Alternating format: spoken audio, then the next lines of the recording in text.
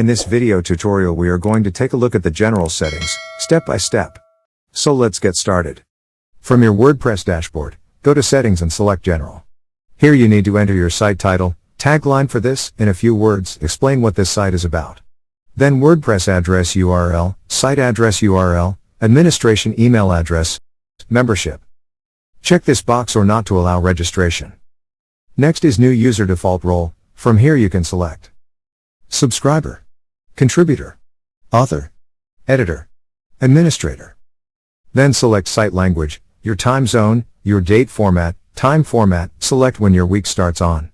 You can also view documentation on date and time formatting and finally save changes. So this is how you can do your site setting in WordPress. Thank you for watching. Struggling with WordPress? WP Learning 101 is your solution. Our free training is perfect for WordPress beginners. Click the link below to join WPLearning101.com and start mastering WordPress today.